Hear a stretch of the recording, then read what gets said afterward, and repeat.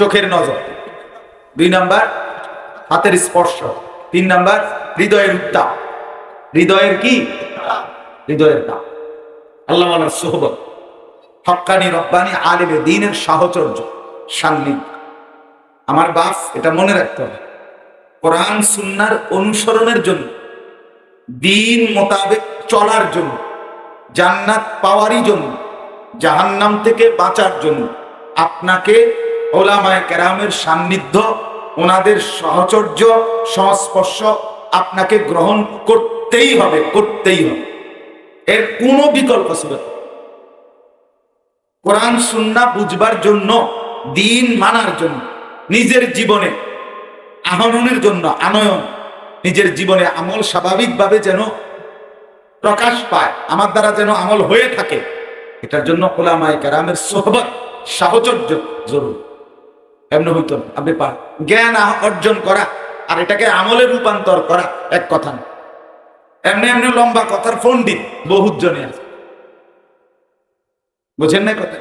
2-4 কলম কোরআন হাদিসের কথা বলতে জানে, এমন সবাই জানে, বা অনেক তথ্যভিত্তিক একবারে যুক্তি নির্ভর জ্ঞান গর্ভ আলোচনা করে এমন অনেক লোক থাকতে পারে, কিন্তু আপাদমস্তক সুন্নাতের দ্বারা জিন্দেগি গঠন, ঘর পরিবার, আয় উপার্জন, লেনদেন, 24 ঘন্টা নিজেকে আল্লাহ এবং তার রসুলের অনুগামী বানাইয়া ফেলা, জিন্দেগিটাকে এভাবে গড়ে তোলা, সেটা ভিন্ন বিষয়।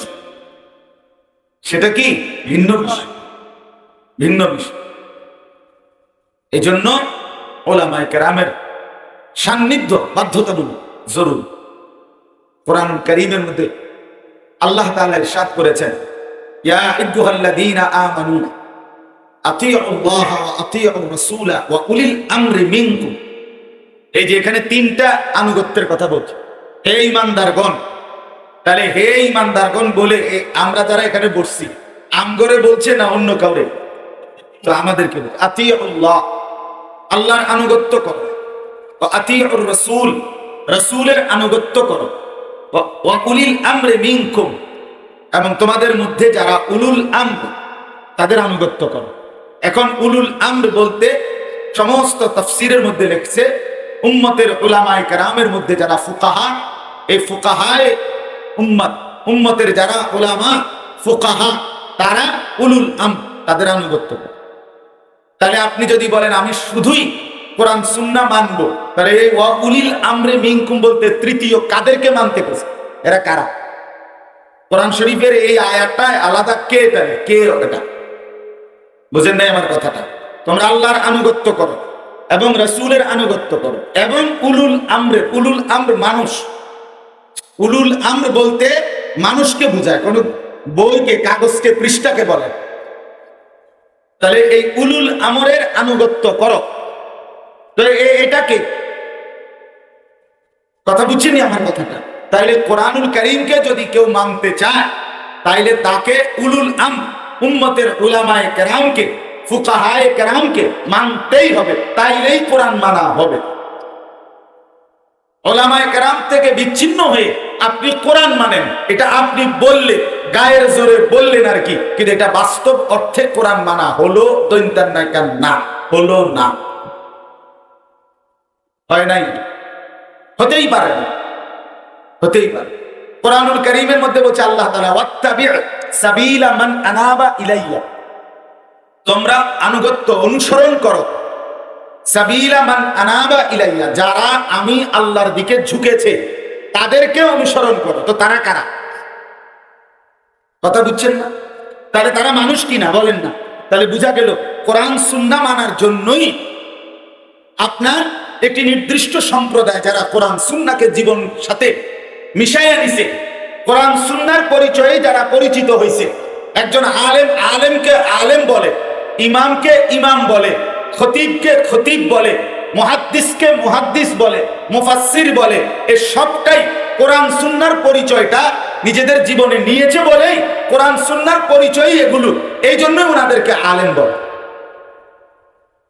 একজন উলামা মানে কোরআন সুন্নাহর জ্ঞানে জ্ঞানী, এই জন্য এর আলেম বলে। স্বাভাবিকভাবে একজন ডাক্তারকে কেউ এটা বলবে কি? তো ডাক্তারও তো জ্ঞানী, তো ওলামা শব্দের অর্থ তো জ্ঞানীগণ।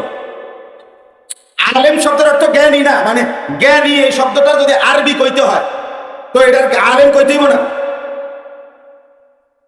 বিদ্যালয়ের আরবি হলো মাদ্রাসা। বিদ্যালয় এই শব্দের আরবিটা কি? তো মাদ্রাসা। তো আপনি কি এই জন্য সবাইকে আলেম বলেন? তাইলে এই জন্য দয়া করে বিষয়টা আপনাদের কাছে আমি অনুরোধ করলাম, ওলামায়ে কেরাম থেকে বিচ্ছিন্ন হয়ে ওলামায়ে কেরামকে অসম্মান করে আপনি দিন পাবেন না,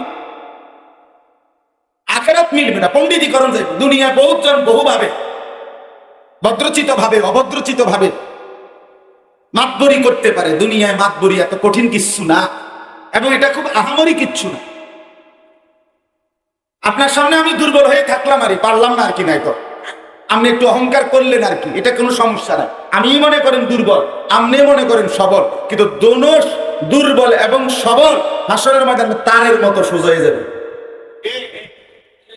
বুঝেন না? ইদা ওয়াকাতিল ওয়াকিআহ লাইসা লিওয়াকাতিহা কাযিবা খাফিদাতুর রাফিআহ। এই যে আল্লাহ বলেন ইসরাফিল ফু দিবে, জমিনের মধ্যে একটা ঘটনা ঘটবে, সেই ঘটনা হলো কিয়ামত। ইদা ওয়াকাতিল ওয়াকিআহ, ঘটনা ঘটবে, একটা ঘটনা ঘটবে বান্দা, সেই ঘটনা হলো কায়নাতের কোনো কিছুই থাকবে না। এটাই ঘটনা, এটাই আসল ঘটনা। আসমান থাকবে না, জমিন থাকবে না, কায়নাত থাকবে না। কল্পনা করে দেখেন, এগুলো কিছুই থাকবে না। এটা কয় কি আর কিতে রেখো? বাপ দাদা চোদ্দ গোষ্ঠীর আমল থেকে দেখাইতেছি বলে থাকতো না, বলেটা কি? আল্লাহ বলেন হ্যাঁ থাকবে না তো। লাইসা লিওয়াকাতিহা কাযিবা, আল্লাহ বলেন এই ঘটনা যে ঘটবে এতে কোন রকমের মিথ্যার কোনো লেশ মাত্র নাই, এটা হবেই হবে। কিয়ামত হবে কিনা বলেন, আবার বলেন হবে কিনা বলেন, নিশ্চিত কিনা বলেন। আল্লাহ স্পষ্ট বলছেন খাফিদাতুর রাফিআ, এই কথাটা শুনেন, খাফিদাতুর রাফিআ। আল্লাহ বলে সেই কিয়ামতে, সেই হাসরের মাঠে বহু উঁচু নিচু হয়ে যাবে, বহু নিচু উঁচু হয়ে যাবে। দুনিয়ার মাতবর অহংকারী সেখানে নিচু হয়ে যাবে, দুনিয়ার দুর্বল অসহায় সেদিন বাদশা হয়ে যাবে। খাফিদাতুর রাফিআ, উঁচু নিচু হবে, নিচু উঁচু হবে। ফকির বাদশা হবে, বাদশা ফকির হবে। অহংকারী নিকৃষ্ট হবে, দুর্বল বাদশাহী করবে। এই জন্য বাপ আমরা মেহেরবানি করে, আমি কথার প্রসঙ্গটা এই জন্যই বললাম, কোরআনুল কারীমের অসংখ্য আয়াত আছে। ফাসআলু আহলাদ যিকরি ইন কুনতুম লা তা'লামুন। আল্লাহ তাআলা বলে তোমরা যা জানো না তা আহলুদ যিকির, জিকিরওয়ালা, আমার জিকিরওয়ালা বান্দা, আমার ফিকিরওয়ালা বান্দা, আমার কোরআন জাননেওয়ালা বান্দা, আমার রাসূলের সুন্নাহ জাননেওয়ালা বান্দা, তাদের কাছ থেকে জিজ্ঞেস করে নাও। তাহলে এখানে উলামায়ে কেরাম, ফুকাহায়ে কেরাম, মুফাসসিরিনে কেরাম, মুহাদ্দিসিনে কেরামের কাছে কিছু জিজ্ঞেস করার কথা আল্লাহ কোরআনে বলছেন কিনা? তো আপনি বাদ দিবেন কিভাবে? আপনি বাদ দিবেন কিভাবে?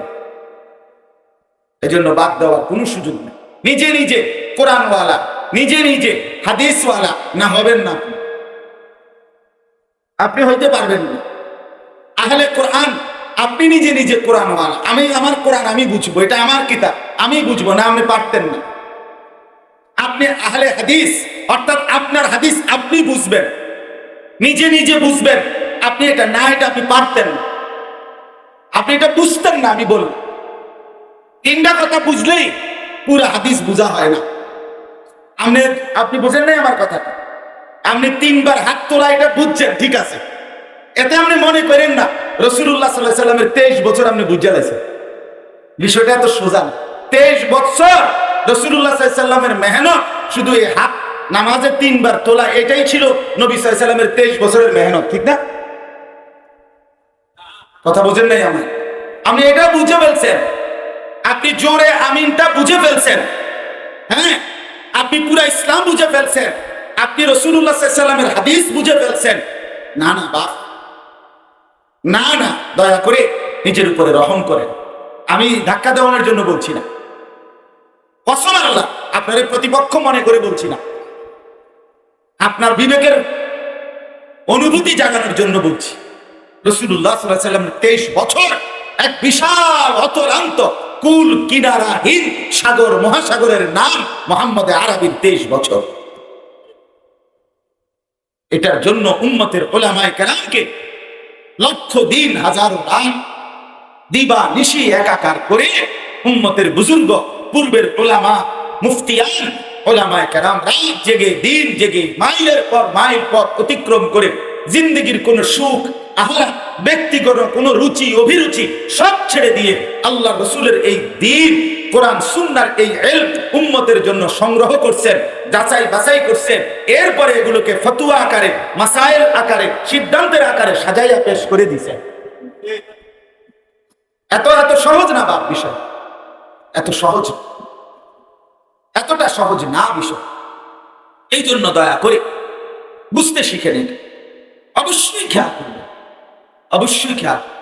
আমরা কিতাবে পড়ছি ইমামে আজম আবু হানিফা রাহমাতুল্লাহি আলাইহির শ্রেষ্ঠতম শাগরিদ ইমাম মুহাম্মদ ইবনুল হাসান আশ-শাইবানি মুহাম্মদ রাহমাতুল্লাহি আলাইহি সারা পৃথিবী এখনো সারা পৃথিবীতে একমাত্র পূর্ণাঙ্গ অর্থাৎ ইসলামী দণ্ডবিধি, ইসলামী বিচার ব্যবস্থা, ইসলামী প্রশাসন, ইসলামের এই সমস্ত রাজনৈতিক সেক্টরের যত কিছু সমস্ত কিছুর ফতোয়া এখনো একমাত্র হানাফি মাযহাবের ইমামে মুহাম্মদ রাহমাতুল্লাহ আলাইহি সহ ওনাদের ফতোয়ার আলোকেই অন্যান্য মাযহাব অবলম্বীরাও পালন করে থাকে। তো এই ইমাম মুহাম্মদ রাহমাতুল্লাহ আলাইহি জগৎ বিখ্যাত ইমাম ছিলেন। তিনজন খলিফা, ওই জামানার তিনজন খলিফা বাদশাহ ওনার কাছে নিয়মতান্ত্রিক ছাত্রের মতো সবক পড়ছেন, পড়ালেখা শিখছেন, ইলম শিখছেন। এত বড় মানুষ ছিলেন তিনি, জগৎ বিখ্যাত আলেম। আমরা কিতাবে স্পষ্ট করছি ওই জামানার একজন খ্রিস্টান বড় পণ্ডিত ইমাম মুহাম্মদ রাহমাতুল্লাহ আলাইহির একটা কিতাব পড়ে একবার সে বলছিল, তোমাদের এই ছোট্ট মুহাম্মদের কিতাব যদি এত সুন্দর হয়, তোমাকে বড় মুহাম্মদের কিতাব কতটা সুন্দর। ইদা কানা হাদা কিতাবু মুহাম্মাদিকুমুল আসগার ফাকাইফা কিতাবু মুহাম্মাদিকুমুল আকবার। তোমাকে বড় মুহাম্মদের কিতাব কোরআন সেটা জানি কত সুন্দর। এই ইমাম মুহাম্মদ রাহমাতুল্লাহি আলাইহি ওনাকে একবার উনি সারা রাত জেগে থাকতেন, রাত্রে ঘুমাইতেন না, ফতোয়া লিখতেন, হাদিস চর্চা করতেন, ফতোয়া লিখতেন। তো ওনাকে একদিন জিজ্ঞেস করছে, হযরত আপনি রাত্রটা ঘুমান না কেন, সারা রাত জেগে থাকেন কেন? সরাসরি আরবি কিতাবে আমরা পড়ছি। উনি বলতেন, শোনো, এই সমাজে উম্মতের হাজারো লাখো মুসলমান আজকের রাতে ঘুমায় গেছে। মুসলমানগুলো আরামসে ঘুমায় এই আশা নিয়া যে তারা ভাবে আমাদের মুহাম্মদ জেগে আছে, সে আমাদের জন্য ফতোয়া মাসাইল কোরআন সুন্নাহর বিশ্লেষণ করছে, আমাদের প্রয়োজনের যা মাসআলা লাগবে আমরা তাকে জিজ্ঞেস করে নেব, সে সিদ্ধান্ত দিবে। এত মানুষ আস্থা নিয়া আমার উপরে তারা ঘুমাচ্ছে, এই অবস্থায় এত মানুষের আস্থার পাত্র হিসাবে আমি কেমনে ঘুমাই? কাইফা আনামু, আমি কিভাবে ঘুমাবো? ওয়ান্নাসু ইয়ানামুনা তাওয়াক্কুলান আলাইনা, অথচ লোকেরা আমাদের উপরে ভরসা করে ঘুমায় আছে। লোকেরা ভাবতেছে আমরা এত কিছু বুঝতাম না, আমাদের মুহাম্মদ আছে, আমাদের হুজুর আছে, আমাদের আলেম আছে, কথা বোঝেন না করে, আমাদের মুফতি সাহেব আছে। আপনারা এরকম মনের মধ্যে আপনাদের হিসাব আছে না যে যেটা লাগবে আমরা আমাকে হুজুররে কি করে নেব জিজ্ঞেস করে? তাহলে এত মানুষের আস্থা যার উপরে, তিনি বলেন আমি কেমনে ঘুমাই, কেমনে ঘুমাই? এই জন্য বাপ, আপনি আমি যদি ওই দুই চারটা একটা বড় মোবাইল দিয়া দুই চারটা হাদিস, দুই চারটা বাংলা অনুবাদ, দুই চারজন বক্তা ওয়াইস, সেটা আমি হই আর যেই হোক, হ্যাঁ, দুই একটা মোবাইলে সার্চ করে আপনি একটা মোটামুটি কথা বুঝে লাইছেন যে না মোটামুটি ইসলামটা তো খুব সহজ বিষয়, এটা তো সামান্য পড়ালেখা করে নিলেই। হ্যাঁ, আমার কাছে একদিন আমি ভদ্রলোক বলতে হুজুর বিষয়টা অবশ্য আমিও জানি, তারপরে ওভার শিওরের জন্য আপনাকে জিজ্ঞেস করছি যে না এত পণ্ডিতি কথা কই না, মাত বরের খেতা গিলে বেড়া শুদ্ধ মারো বেড়া, আমি শুদ্ধ বুঝি না, আমিও জানি বিষয়টা, আপনি ওভার শিওরের জন্য আমার কাছে জিজ্ঞেস করছেন। আপনি জানলে আবার জিজ্ঞেস করবেন কেন? কোন আলেমে দ্বীনের কাছে জিজ্ঞেস করার এটাই পদ্ধতি ছিল? ডাক্তার সাহেবের কাছে এটাই বলে তো ওষুধ তো জ্বরই তো সামান্য, বিষয়টা তো সেই আমি জানি আপনি নাপা আর সাথে একটা গ্যাস্ট্রিকের ট্যাবলেট দিবেন, তারপরেও একটা দেন আপনি লিখে দেন। বাহ বাহ, পণ্ডিত, পণ্ডিতের তো একটা সীমা থাকা উচিত। আল্লাহ আমাদেরকে মাফ করে দেন। এই জন্য দয়া করে বাপ আপনাদের কাছে আমার অনুরোধ, বিষয়টা বুঝতে শিখেন। আপনারা আপনাদের ওলামায়ে কেরাম, আপনাদের কাছে ওলামায়ে কেরাম আছে, আপনাদের শহরে ওলামায়ে কেরাম আছে, আলহামদুলিল্লাহ আপনাদেরকে উপযুক্ত রাহবারি করবার মতো, দিক নির্দেশনা দেওয়ার মতো ওলামায়ে কেরাম আছে। আপনারা অবশ্যই দয়া করে আমার এই কথাটা মনে রাখেন, ওলামায়ে কেরাম থেকে বিচ্ছিন্ন হয়ে নিজে নিজে দিন ইসলাম বুঝতে যায়। দেখেন, এটা তরকারি না, এটা মাছ না, এটা বাজার না, এটা দুনিয়ার কোনো খরচা না। দুনিয়ার খরচা, দুনিয়ার বাজার, দুনিয়ার সদাই একবার ভুল হইলে অসুবিধা নাই, পরের বাজারে ঠিক করে কিনা যায়। এ বাজারে আমার মাছটি ফসা পড়ছে, খালাস, ঠিক আছে। আরে তো আমরা দেশে কয়, আমার লাকসাম, আমাকে দেশে কয় যে এক বেটা মাছ বাজারের থেকে কিনে আনছে, আর ঘরে নিয়ে বউয়ে দিছে, আর দেখছে যে মাছ সবটি ফসা। তো বউয়ে খুব রাগারাগি করছে, বেটা একটা বুদ্ধি শুদ্ধি নাই, বুদ্ধুর একটা মাছ ছাইয়া আনবো, এটা না মাছ লইয়া করছে, বস লাগে অনেক কিছু কইছে বেটারে। এ বেচারা চুপ, একটা কথা কয় না, স্বামী বেচারা। এবার মহিলা আরো রাগ হয়ে গেছে, একটা কথা কয়নি, দেখছো আনছে টানছে ফসা মাছ, আবার মাতেও কথা আরো জিদুড়ে না। এই লোক তখন বলতেছে, তারে তো চিনলাম, এই কথা কইছে শুধু, মানে দোকানদার হেতেরে তো কি করলাম, তোরে তো চিনছি বেটা, আত্মজীবনে তোর থেকে কিনতাম না। তাহলে এইবারে না আমি ধরা খাইলাম, কিন্তু পরের বারের মাছটা আমি কি কিনবো চাইয়ে? এটা তো দুনিয়া বাপ, ঠিক কিনা বলেন না কেন? এটা তো দুনিয়া। আমি আমার ঘরের কাজ করছি, তো 3 বারে কাজ করছি, তো আমার মাঝখানের বারের ইট মনে করেন লস খাইছি, তো আমি পরের বারের ইট একটু দেখে নিছি, এটা হইতে পারে না। কিন্তু আখিরাত, কবর, পরকাল, তখন বুঝবেন ঠিক আছে, বিষয়টা আপনি উপলব্ধি করবেন, তো ফিরবেন কিভাবে, শুধরাবেন কিভাবে? আমার কথাটা বুঝছেন কিনা বলেন না? সংশোধন করবেন কিভাবে? আরেকবার শুধরাবেন কিভাবে বলেন? কিভাবে হইতে পারে সেটা? পারতেন তো না। হাত্তা ইদা জাআ আহাদাহুমুল মাউত ক্বালা রাব্বিরজিউন। রব্বুল আলামিন বলে, প্রত্যেকটা গাফিল নাফরমান মৃত্যুর সময় যখন মালাকুল মউত আসবে, ক্বালা রাব্বিরজিউন, সে আল্লাহকে বলবে, রব্বুল আলামিন অল্প কিছুদিনের জন্য আমাকে পুনরায় দুনিয়ায় ফেরত দেন। লাআল্লি আ'মালু সালিহান ফীমা তারাকতু, সে বলবে রব্বুল আলামিন যে আমলগুলো ছুটে গেল, এবার যদি সুযোগ পাই আর কিছুদিন হায়াত দেন, তাইলে আমি সেই নেক আমলগুলো পুনরায় করব। আল্লাহ বলবেন, কাল্লা কাল্লা, কখনোই না, আর হবে না বান্দা, আর হবে না। আর হবে? বলেন না, আর হবে? আর হবে। এটা কোরআনুল কারীমে বারবার আছে, এই কথাটা বিশ্বাস করেন, বহুবার আছে। আল্লাহ বলছে, বান্দা লক্ষবার বান্দা নাফরমান পাপী আল্লাহর কাছে দুনিয়া আবার চাইবে, কিন্তু আল্লাহ দিবেন। রব্বানা আখরিজনা না'মাল সালিহান গায়রাল্লাযী কুন্না না'মাল, এই যে একই আয়াত, রব্বানা আখিরনা ইলা আজালিন করিব, একই আয়াত, একই রকম কথা।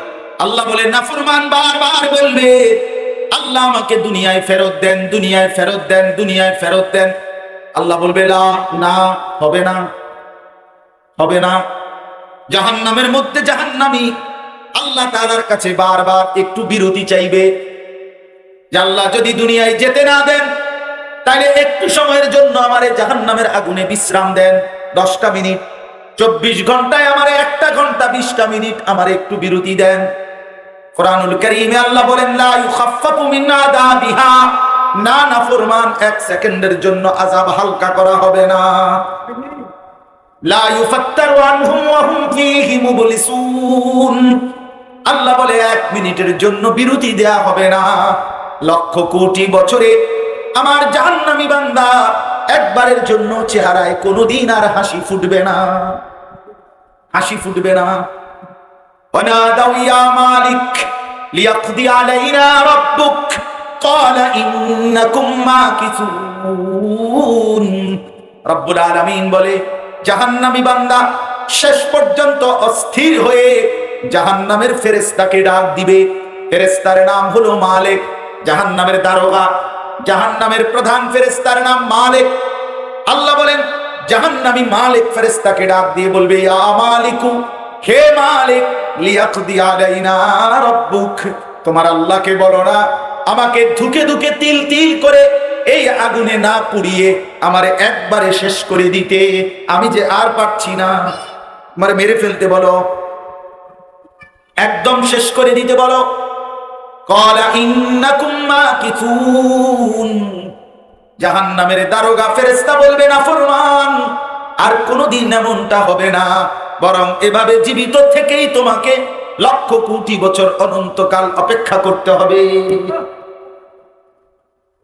আম আবরামু আমরান ফাইন্না মুবরিমুন। এই আয়াত বড় সাংঘাতিক কথা। এটা তরজমা কই? এই আয়াতের অর্থ বলি, হ্যাঁ, আম আবরামু আমরান ফাইন্না মুবরিমুন। আল্লাহ বলে, প্রতিটা নাফরমান পাপী শুনে নে বান্দা, তুই আমার আযাব থেকে কেমনে বাঁচবি, তোর ব্যবস্থা তুই কর, তোরে আমি শাস্তি দেব কেমনে, আমার ব্যবস্থা আমি করে ফেলেছি। হ্যাঁ, আম আবরামু আমরান, আল্লাহ বলে নাফরমান তারা যেন তাদের ব্যবস্থা নিয়ে নেয়, ফাইন্না মুবরিমুন, আমার ব্যবস্থা আমি করছি, তোরে ফিটমু কেমনে, আমি আমারটা আমি ঠিক রাখছি। হ্যাঁ, চালাক মনে করেন আমরা, এই বাপ, নিজেকে চালাক মনে করেন, নিজেকে বুদ্ধিমান মনে করেন, চিটারি বাটপারি করে আল্লাহর সামনে নিজেকে চালাক মনে করেন। বেনামাজি যুবক, তুমি নিজেকে চালাক মনে করো? এই বোকা, খোদার 365 দিনে কোন দিন ফজরের নামাজ পড়তে পারলি না যুবক? আরে তুই মানুষের বাচ্চা কেমনে হইলি বেটা? এই তুই মানুষ হইলি কেমনে বেটা? তোরে কোন মা পালছে বেটা? তুই কোন বাপের ঘরে বড় হয়েছে বেটা? বেনামাজি হাইওয়ান, কার ঘরে ঘুমা? আপনারা যারা বাপ, আপনাদের লজ্জা লাগে না? মেয়ে কিসের বাপ আপনি? কিসের বাপ আপনি? আপনার 16 বছরের এত বড় ছেলে কোনদিন ফজরের নামাজ পড়ে না, আপনি ভাইয়া সিরা খান? হ্যাঁ, আপনি ভাইয়া বন দিয়ে সাদিয়া ভিজাইয়া খান? আপনি জিন্দিগি কি মনে করছেন? আপনার স্ত্রী বেপর্দা, আপনার এই জীবনের অর্থ কি? যার মেয়ে বেপর্দা বাপ, আপনার জীবনের অর্থ কি বলেন? আমাদের দাঁড়ায় বলেন। যে স্বামীর স্ত্রী বেপর্দা বেটা, আপনি বেগায়রত, আত্মমর্যাদাহীন কাপুরুষ, আপনি ব্যর্থ পুরুষ মিয়া, আপনার সাহস নাই, আপনার হিম্মত নাই, আপনি বুঝদিন, আপনি কাপুরুষ, আপনার আত্মসম্মান কম, আত্মমর্যাদা কম। আমি চ্যালেঞ্জ করি, আইন আপনি আমার লগে তর্ক করেন। আপনার প্রেস্টিজ নাই, আত্মসম্মান নাই। আপনি, আমার স্ত্রী বেড়ি, আমার বউ, তারা রাস্তার ফুলাফারি চাইবো, টিটকারি মারবো, শীষ মারবো। হ্যাঁ মিয়া, আমি আর বাচ্চা রয়েছি কিতাম মিয়া, আমি আফ্রিকার জঙ্গলে যাই না কা? আমার জীবনের অর্থ কি? আর হ্যাঁ, কি বলতে চাচ্ছে? আরে মুসলমান, এই কথাটা আমরা বুঝলাম না কেন? বলেন না বাপ, কেন বুঝলাম না? জিন্দিগি মানে খাট, সোফা, ফার্নিচার, পালং, বিল্ডিং, টাইলস, এসি, ফ্রিজ, 3টে ছেলে বিদেশ, ঢাকা শহরে চাকরি, কি তাই খুব বড় কিছু? এ তো হিন্দুরও আছে, বৌদ্ধরও আছে, খ্রিস্টানেরও আছে, ইহুদিরও আছে, নাস্তিকেরও আছে, মুরতাদেরও আছে, আছে না? আমনের ফুতে আমেরিকা থাকলে যদি অনেক বড় গর্ব হয়, তো আমেরিকায় যে জন্ম নিছে হাতে কি কোয়া? কথা বলেন না কেন? আমনের ফুতে যদি ইটালি থাকলে এত বড় সম্মান, আমনের কলজাটা এত বড় ফুল্লা যায়, তো যে ইটালি জন্ম নিছে হেতে তো কাফের, তো হেতে কি কপাল লই আইব? সান কপাল। তে তুই ইটালিতে জন্ম নিছে, তুই এটা বিরাট কপাল নাকি? এটা বিরাট কিছু। আল্লাহ তাআলা কোরআনুল কারীমে বলছেন, আমি একটু শক্ত বলে ফেলছি, এমনি বলছি মনের, আমি যখন আমার এমন কোনো আইবাসর কার্য হয়েছে না কারণ মনের আবেগে বললাম, বাপ কেন নামাজ পড়লেন? রাসূলুল্লাহ সাল্লাল্লাহু আলাইহি ওয়াসাল্লাম বলছেন, ফজরের নামাজ যে পড়ে না সে খবিস। সরাসরি রাসূলের হাদিস, এটা খবিস লোক, একদম খবিস। তুই বেটা খবিস, খবিস তুই, খবিসান নফস ওয়া ইল্লা আসবাহা খবিসান নফস। নবীজি বলছে ফজরের নামাজ যে পড়ে না কাসলান, সে অলস, অকর্মণ্য, অপদার্থ। কি দার্থ? অপদার্থ বেটা। ছেলেরা তোমাদেরকে বলছি ভাইয়া, মা যদি নাও বলে, বাপ যদি নাও বলে, এরপরও নষ্ট হইও। শেষ পর্যন্ত আমার হায়াত আমার, আপনার হায়াত আমার, প্রত্যেকেই শেষ কথা কিন্তু আমরা আলাদা। কথা বলেন না? শেষ কথা কি? শেষ কথা আমরা বাপ তুই ঠিক আছে, কিন্তু শেষ কথা হলো আমার আব্বা আমার আব্বার কবরে, আমি আমার কবরে। হ্যাঁ, আমরা স্বামী স্ত্রী ঠিক আছে, কিন্তু শেষ কথা হলো স্বামী স্বামীর কবরে, স্ত্রী স্ত্রীর কবরে। وكلهم آتيه يوم القيامة فردا। রব্বুল আলামিন বলে তোমাদের প্রত্যেককেই কিয়ামতের দিন আমি আল্লাহর সামনে আসতে হবে ফারদান, একজন একজন। কয়জন কয়জন? ওয়াহিদ ওয়াহিদ, একজন একজন সামনে এনে দাঁড় করাবে। ইন্নাল্লাহা সায়ুকাল্লিমু, আল্লাহর নবী সাল্লাল্লাহু আলাইহি ওয়াসাল্লাম বলেন প্রত্যেকের সাথে আলাদা আলাদা আল্লাহ তাআলা একজন একজন করে কথা বলবেন। কত সময় লাগবে? সময় লাগবে, আপনার সমস্যা কি? সময় আপনি নি, কথা বলেন না কেন? কতক্ষণে শেষ হবে? যতক্ষণে শেষ হোক, আপনার অসুবিধা কিটা? কথা বলেন না কেন? সময় আপনি নি, কতক্ষণ লাগবে আপনি কি? আপনার অসুবিধা কি? একজন একজন করে কথা বলবেন। সুম্মা লাতুসআলুন্না ইয়াওমাইদিন আনিন নাঈম। রব্বুল আলামিন বলে বান্দা আমি কিন্তু একটা একটা নিয়ামত সম্পর্কে জিজ্ঞেস করব। চোখের প্রতিটি পলক হিসাব দিতে হবে, কানের প্রতিটি শ্রবণ হিসাব দিতে হবে, আঙ্গুলের প্রতিটি নড়াচড়ার হিসাব দিতে হবে, রাত্র দিনের প্রতি সেকেন্ড মুহূর্তের হিসাব আমি আল্লাহর কাছে দিতে হবে। হযরত ওমর রাদিয়াল্লাহু তাআলা একদিন তাফসীরে আছে 3 দিন ক্ষুধার্তের পরে 3টা খেজুর আর একটু পানি খাইছেন। আল্লাহর নবী সাল্লাল্লাহু আলাইহি ওয়াসাল্লাম বলেছে, ওমর আল্লাহর কসম, এই 3 খেজুর আর এইটুকু পানি আজকে যে খাইছো, কিয়ামতের দিন রবের কাছে এটারও হিসাব দিতে। আমরা হাদিসে পড়ছি ওমর কাইদা দিছে, ইয়া রাসূলুল্লাহ 3 দিনের ক্ষুধার পরে মাত্র 3টা খেজুর খাইলাম আর একটু পানি, এটার হিসাবও দিতে হবে। আল্লাহ নবী ওয়াল্লাহি লা তুসআল, আল্লাহর কসম ওমর তোমাকে এটার ব্যাপারেও জিজ্ঞেস করে। হ্যাঁ, আপনি কে?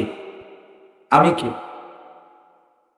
বলেন না বাপ, যুবক ভাই বলো না ভাইয়া, বলো।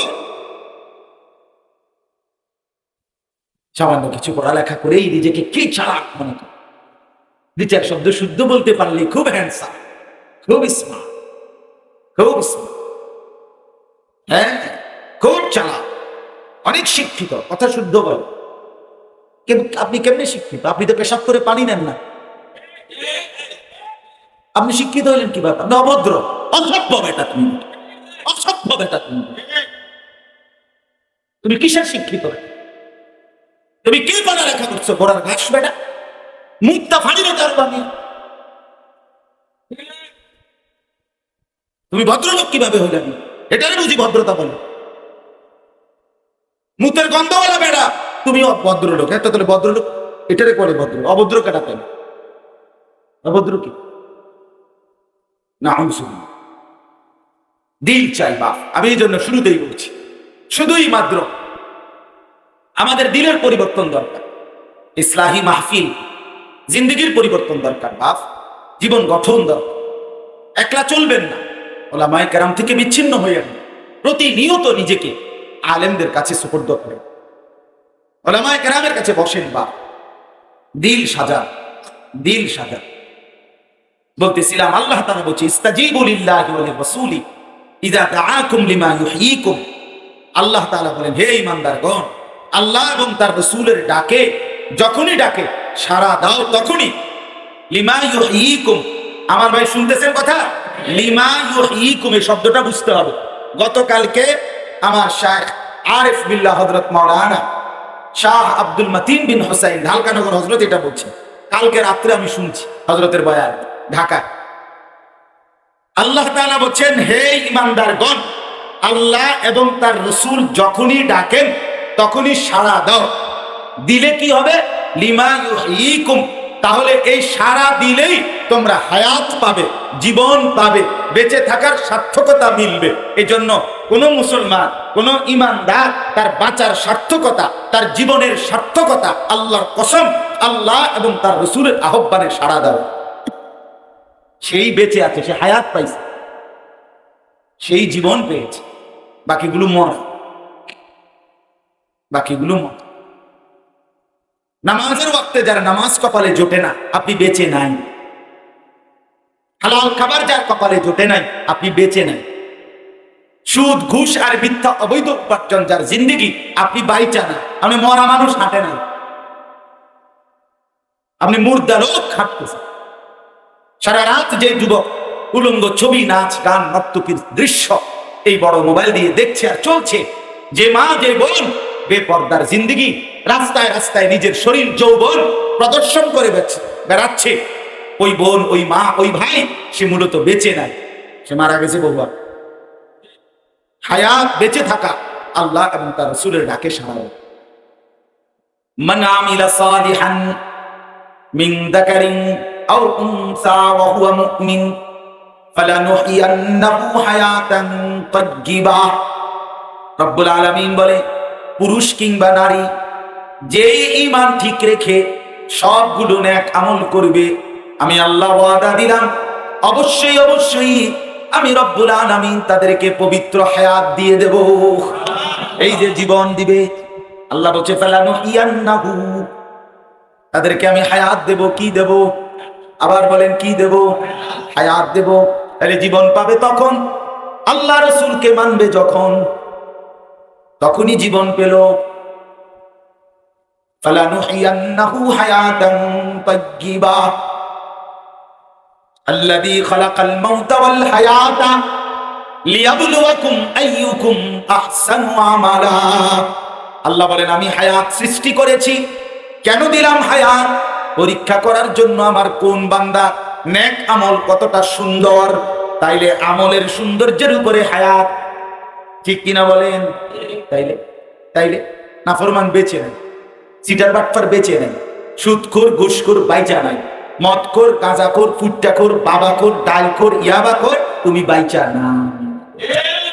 মারা গেছে, তুমি মারা গেছো বহু। তো বললে আরে কেমন? আরে আরে কেমনে? আরে তুমি কই দেখো, আমরা জানি না। বলেন না চলেন ভাইয়া, আমিও আপনিও জিন্দেগি বদলেন, ঠিক আছে না? ইনশাআল্লাহ জীবন বদলান, জীবন বদলান, জীবন বদলান। আল্লাহকে সঙ্গী বানান, রাসূল সাল্লাল্লাহু আলাইহি ওয়াসাল্লামকে জীবনের আপন। যুবক ভাই অনেক মাশাআল্লাহ নওজোয়ান বলছেন ভাইয়া, আমি একজন একজন করে বলি, আপনাকে বলি, আপনাকে একটা ছেলে যুবক ভাই, তোমাকে আলাদা বলি, তিনজনে এক লগে পারতাম, যুবক ভাইয়া পাঁচজন এক লগে আগাইতে পারতাম, সমবয়সী বন্ধু আগাইতে দেয় না, পিছায় দেয়, ইবলিসের মতো, শয়তানের মতো ওর পিছনে টানে। তুমি হয়তো বলছিলে একটু আজকে চল নামাজটা পড়ি, তে হয়তো একটা বেটকি মারবো তোমারে। 6 বছরে দেখছি না নামাজ, আরে বাপরে, আজকে একবার আপনি নামাজ পড়ে উঠলেন, এই শয়তান দিল শেষ করে। এইটাই শয়তান, এটা কি শয়তান, এইটাই শয়তান, এটাই ইবলিস, এটাই। কোরআনুল কারীমে আল্লাহ বলছে, আল আখিল্লাহু ইয়াওমাইদিন বা'দুহুম লিবা'দিন আদুউন ইল্লাল মুত্তাকিন। আল্লাহ বলে, নেক আমলের বন্ধুত্ব, তাকওয়ার বন্ধুত্ব, ঈমান আমলের বন্ধুত্ব বিহীন বাকি সমস্ত বন্ধুত্ব, খোদার কসম কোরআনে আল্লাহ বলছে, কবর থেকে নিয়ে আখিরাতের সকল ঘাটিতে একে অপরের হয়ে যাবে শত্রু, শত্রু, শত্রু। আল আখিল্লাহু ইয়াওমাইদিন বা'দুহুম লিবা'দিন আদুউ ইল্লাল মুত্তাকিন। আল্লাহ বলেন বন্ধুত্ব কেবল বন্ধু থাকবে যেই বন্ধুত্ব হবে তাকওয়ার বন্ধুত্ব। একজন আরেকজনকে নেক কাজের জন্য আগায় দিছে, চলো বন্ধু নামাজ পড়ি, দোস্ত চলো নামাজ পড়ি, যা হবে তো পরে হবে, আগে নামাজ, আগে চলো আল্লাহকে ডাকি। একজন আরেকজনকে মিথ্যার জন্য গুনাহের জন্য বিরত রাখে। আল্লাহ বলেন এমন প্রিয় বান্দার বন্ধুত্ব কবরেও হাসরেও মিজানেও ফুলসিরাতেও জান্নাতেও। এমন প্রিয় বন্ধুদেরকে আল্লাহ বলবেন ইয়া ইবাদি লা খাউফুন আলাইকুমুল ইয়াউমা ওয়ালা আনতুম তাহজানুন। এমন প্রিয় বন্ধুদেরকে ডেকে আল্লাহ বলবে আমার বন্ধুগণ, আমার বান্দাগণ, আজকে হাসরের ময়দানে তোমাদের কোনো ভয়ও নাই, চিন্তাও নাই। কেউ যদি জিজ্ঞেস করে আল্লাহ কেন, আল্লাহ বলবেন আল্লাযীনা আমানু বিআয়াতিনা ওয়া কানু মুসলিমিন। এরা আমার কোরআনের আয়াত একসাথে মিলে মিশে মেনে নিয়েছিল আর জীবনভর আমার আনুগত্য করে মুসলমান হয়ে কাটিয়েছিল। আরো রয়েছে মিয়া সুবহানাল্লাহ, মজার সুবহানাল্লাহ শুনেন, এরপরে সুবহানাল্লাহটা কইতে রেডি হন। রেডি? আল্লাহ বলেন উদখুলুল জান্নাতা আনতুম ওয়া আজওয়াজুকুম তুহবারুন। এটা আমার মনে হয় পাগল হয়ে যায় শুনে। আল্লাহ বলে হাসরের ময়দানে তোমরা যারা বন্ধু, এক বন্ধু আরেক বন্ধুকে নিয়ে নেক কাজের সহযোগিতা করেছিলে, এই বন্ধুরা মিলে মিশে হাত ধরাধরি করে গলাগলি করে আমার জান্নাতে ঢোকো। উদখুলুল জান্নাহ, জান্নাতে ঢোকো। আনতুম ওয়া আজওয়াজুকুম, তোমরাও বন্ধুরাও, তোমরাও সঙ্গীরাও। যদি স্ত্রী সেই বন্ধু হয়, যদি নেক কাজের সহযোগী হয়, স্ত্রী খোদার কসম এক নম্বরে স্ত্রী হাত ধরবে, চলো স্বামী স্ত্রী মিলেমিশে জান্নাতি। তুহবারুন, হাসতে হাসতে, খুশি খুশি। ইউতাফু আলাইহিম বিসিহাফিন মিন যাহাবিন ওয়া আকওয়াব। আল্লাহ কোরআনে বলেন তো বন্ধুরা একসাথে জান্নাতে ঢোকো, ঢুকেই দেখবা জান্নাতে তোমাদের সামনে স্বর্ণের থালা আর স্বর্ণের গ্লাস ঘুরছে। ইউতাফু, তাওয়াফ করতেছে। কি করতেছে? ঘুরতেছে ঘুরতেছে। স্বর্ণের থালা, স্বর্ণের গ্লাস। তো জান্নাতি বান্দা যেন বলবে এগুলো তো ঘুরতেছে, খালি কিছু দেবে না। রব্বুল আলামিন বলবেন দেব তো বান্দা, তুমি বলো ওয়াফিহা মা তাশতাহিহিল আনফুস, তোমার মনে যা চাইবে বলতে থাকো, আমি আল্লাহ দিতে থাকি। সেদিন দুনিয়াতে আমি যা চেয়েছি বান্দা তুমি তা আমাকে দিয়েছিলে, আজকে আমি ওয়াদা দিলাম বান্দা শুধু তুমি চাইবা, আমি রব্বুল আলামিন দিতেই থাকবো। আজকে আমি চাইলাম সেজদা দাও, দাও, সেদিন আমি দেব, তুমি বলবা আমি দেব। হ্যাঁ, বহুত মজাদার আল্লাহ, ঠিক না? মজাদার না? আল্লাহ আমাদেরকে বুঝ দান করে, আল্লাহ আমাদেরকে কবুল করে। আমার ভাই, এজন্য আমি আসলে হজ্জের উপরে কথা বলতে চাইছিলাম। আমি যে দুইটা আয়াত পড়ছিলাম, এই দুইটা আয়াত ছিল হজ্জের আয়াত। ইচ্ছা ছিল কেন জানি অন্যদিকে চলে গেল, ওই মোবাইলের কথা বলি, মোবাইল আলগি দিয়ে যাতে না ধরে, এই মোবাইল নামাইতে গিয়ে শেষ ওয়াজ। আলহামদুলিল্লাহ, আল্লাহর কথাই তো হলো না, আল্লাহর জন্যই বলা। এই জন্য আমরা প্রত্যেকে মিলেমিশে চলে আল্লাহর পথেই ডাকি সবাই, একজন আরেকজনকে নেক কাজের সহযোগী হই, ঠিক আছে না? ধাক্কা ধাক্কি না, ধাক্কা ধাক্কি ঠেলাঠেলি করলে আগান যাইতেন। জান্নাত তো অনেক বড়, আপনি যাইতেন বুধা কীর্তেন, ঠেলাঠেলি কীর্তেন, দরজা অনেকটি, কথা বুঝছেন না? বিরাট জান্নাত, এটা আপনি খাম 200 শতক না তো, আপনি এটা 400 শতক মনে করছেন। এই বিষয় সর্বশেষ ছোট্ট জান্নাত 10 দুনিয়া বলে, এত বড় জান্নাত, এত দরজা বলা। আপনি ঢুকবেন, সবাই মিলে মিশে ঢুকি জান্নাত। যে যে দরজা দিয়েই পারেন ঢুকে দেখুন ভিতরে সবাই হাসতেছে, কারো প্রতি কোনো মান অভিমান বলতেই নাই। এই জন্য আমরা সবাই একজন আরেকজনকে নেক কাজের সহযোগিতা করব, ঠিক আছে না? ইনশাআল্লাহ।